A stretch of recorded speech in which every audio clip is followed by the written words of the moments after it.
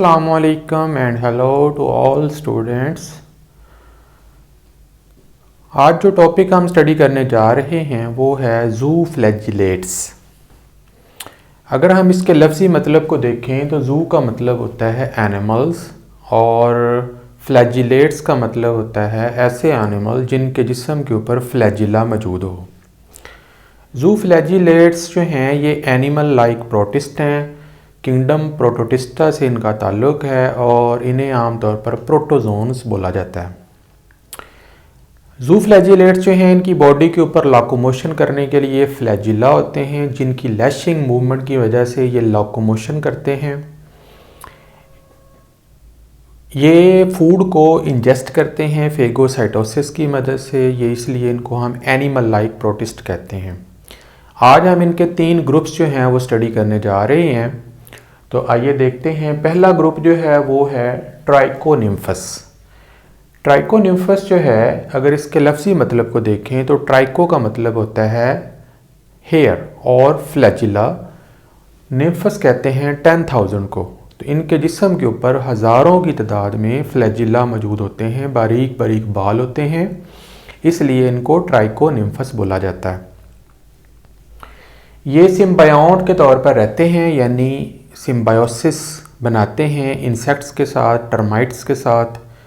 ये इनकी बॉडी का जनरल स्ट्रक्चर है। ये सिंगल सेल पर मुश्तमिल होते हैं जिसमें न्यूक्लियस है, साइटोप्लाज्म है और इनकी पूरी बॉडी जो है वो हज़ारों सीलिया से भरी हुई है। बारीक बारीक पूरी बॉडी के ऊपर जो है वो मौजूद होते हैं। इसका साइंटिफिक नेम है ट्राइकोनिम्फा कुलैरिस।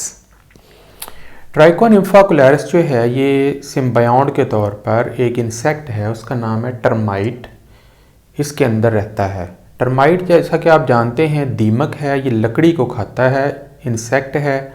और हैरत की बात यह है कि लकड़ी खाता तो है लेकिन ये लकड़ी को डाइजेस्ट नहीं कर सकता क्योंकि लकड़ी में होता है सेलुलोज और इसके पास वो एंजाइम्स नहीं हैं जो सेलुलोज को हज़म कर सकते हों।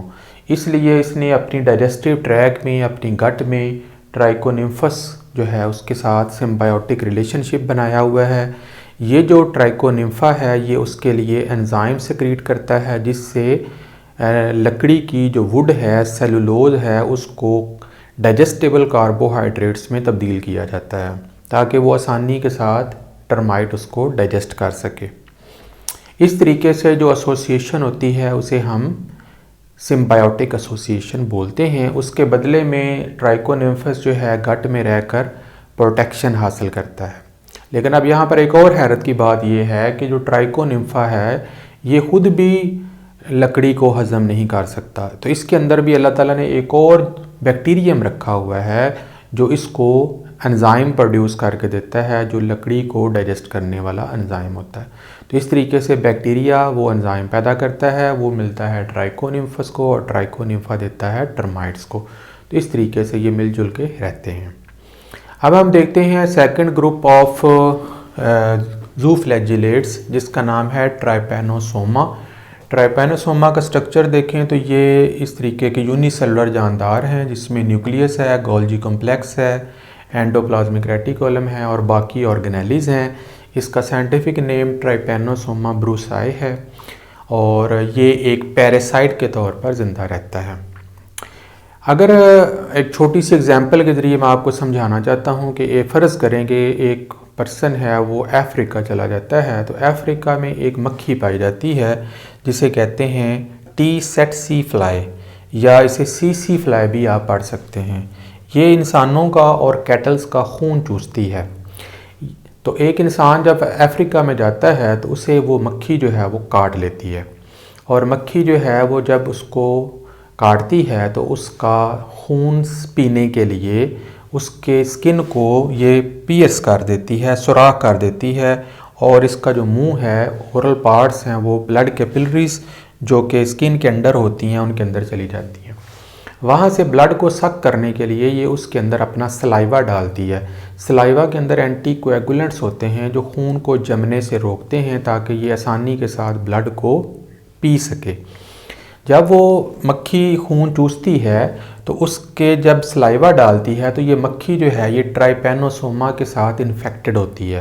तो वो ट्राइपैनोसोमा इंसान के जिस्म में ट्रांसफ़र हो जाता है, क्योंकि इसके दो होस्ट हैं। एक इसका होस्ट जो है वो TCC फ्लाई है और दूसरा होस्ट जो है वो एक इंसान या एक कैटल हो सकता है। एनी हो, वो पर्सन दोबारा वापस अपने कंट्री में आ जाता है। आंदा चंद 10 से 12 दिनों के अंदर अंदर उसके अंदर कुछ बीमारी की अलामतें पैदा होना शुरू हो जाती हैं। उसे नींद बहुत आती है, हर वक्त सोया रहता है, लेथर्जी हो जाती है और गुनूदगी तारी रहती है, हर वक्त गिरा रहता है। तो वो डॉक्टर के पास जाता है, डॉक्टर उसके लिए टेस्ट रिकमेंड करता है। तो जब उसका ब्लड टेस्ट किया जाता है तो उसके ब्लड में लाखों हज़ारों की तादाद में ट्राइपेनोसोमा मौजूद होते हैं। तो वो जो मक्खी जो है उसने अब इसको काटा, तो उसके जिस्म में, क्योंकि ये मक्खी भी इन्फेक्टेड थी, उसके अंदर भी ट्राइपेनोसोमा मौजूद था, उसने ये इंसान के जिस्म में ट्रांसफ़र कर दिया। यहाँ पर ट्राइपेनोसोमा जो है उन्होंने बहुत ज़्यादा मल्टीप्लाई किया, तादाद को बढ़ाया और वो खून की नालियाँ जो दिमाग की तरफ जा रही थी वहाँ पर उनको ब्लॉक कर दिया।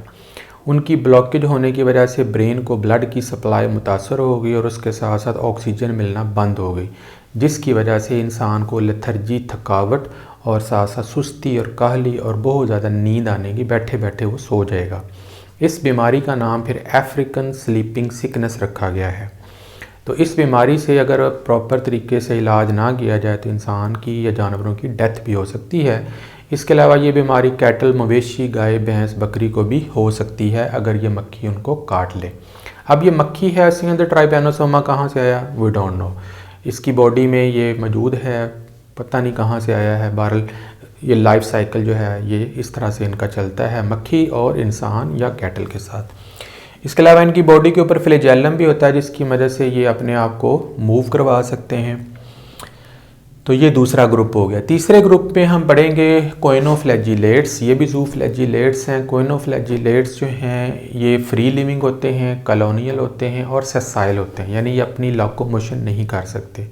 पानी के अंदर ये किसी पत्थर या चट्टान या किसी सबस्ट्रेटम के साथ जो हैं वो अटैच होते हैं। एक स्टॉक होती है, डंडी, उसके ऊपर ये कॉलोनी बना के रहते हैं। सिंगल सेल जो है इंडिपेंडेंट होता है, उसमें न्यूक्लियस है, साइटोप्लाज्म है, लेकिन इनके ऊपर एक ख़ास बात जो है वो एक कॉलर की मौजूदगी है। ये कॉलर है और जिसके साथ एक फ्लैजेलम लगा हुआ है। क्योंकि ये एक ही जगह पर फिक्स होते हैं, सेसाइल होते हैं, मोटाइल नहीं होते, इसलिए ये अपने सीलिया फ्लैजेलम को बीट करते हैं, जिससे फूड के पार्टिकल इनकी तरफ आ जाते हैं, जिनको ये एनगल्फ कर लेते हैं और निगल लेते हैं फेगोसाइटोसिस के ज़रिए। तो इनको ख़ास इम्पोर्टेंस ये हासिल है कि इनके जो सेल्स हैं वो फाइलम पोरिफेरा, जो हम एनिमल किंगडम में स्टडी करते हैं, उसके अंदर एक सेल्स होते हैं जिन्हें कोइनोसाइट्स कहते हैं, जो कि उनकी इनर मेम्ब्रेन बनाते हैं। इनके साथ ये मिलते जुलते हैं, इसलिए इस स्ट्राइकिंग रिजेंबलेंस की वजह से, बहुत ज़्यादा मुशाबत की वजह से इनको ख़ास इंपॉर्टेंस दी गई है कि शायद ये स्पॉन्जेस या एनिमल किंगडम के एंसेस्टर्स हैं और इनसे फिर आगे जो जानदार हैं वो डेवलप हुए हैं। बहरहाल इसके ऊपर वर्किंग हो रही है, काम हो रहा है। तो इस तरीके से आज हमने जू फ्लैजिलेट्स का इंट्रोडक्शन हासिल किया, उसके चंद एक जो ग्रुप्स हैं उनको डिस्कस किया है। आई होप कि ये आपको समझ आ गया होगा। इंशाल्लाह नेक्स्ट लेक्चर के दौरान मिलते हैं आपसे दोबारा। अल्लाह हाफिज़।